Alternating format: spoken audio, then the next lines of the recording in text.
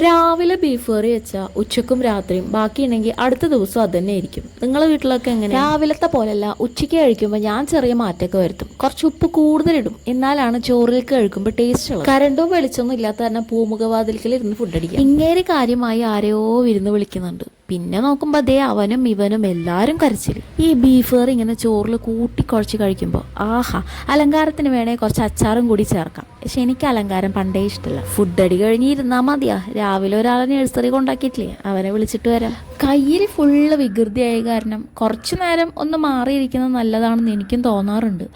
പക്ഷേ നഴ്സറിയിലൊക്കെ കൊണ്ടാക്കിയിട്ട് നമ്മൾ വിട്ടു നിൽക്കുമ്പോഴാണ് അതിൻ്റെ ഒരു മിസ്സിങ്ങും അവൻ്റെ ഒരു വിലയൊക്കെ മനസ്സിലാക്കുന്നത്. ആശാൻ പിന്നെ ആവശ്യത്തിന് മാത്രമേ ബാഗ് തോളിന്ന് ഇറക്കുള്ളൂ. ആശാനെന്നെന്തോ നഴ്സറിയിലത്തെ പായസം കുടിച്ചില്ല. അപ്പോൾ പിന്നെ വീട്ടിൽ വന്ന കനത്തിൽ എന്തെങ്കിലും കൊടുക്കണ്ടേന്ന് വിചാരിച്ചിട്ട് ഞാൻ പഴം വാട്ടാന്ന് വിചാരിച്ചതാണ്. ഈ നെയ്യിൽ പഴം വാട്ടിയിട്ട് ഈ ബദാം ഇങ്ങനെ ചെറുതായിട്ട് നുറുക്കിയിട്ട് അതും കൂടി ഇട്ട് കൊടുത്താൽ മൂപ്പര് കഴിക്കുന്നു വിചാരിക്കുന്നു.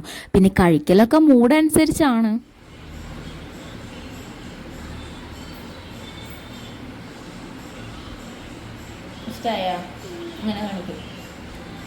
അങ്ങനെ മിഷൻ സക്സസ് ആയിട്ടുണ്ട്. ഇനി ബാക്കി വിശേഷങ്ങളൊക്കെ അടുത്ത വീഡിയോയിൽ കേട്ടോ.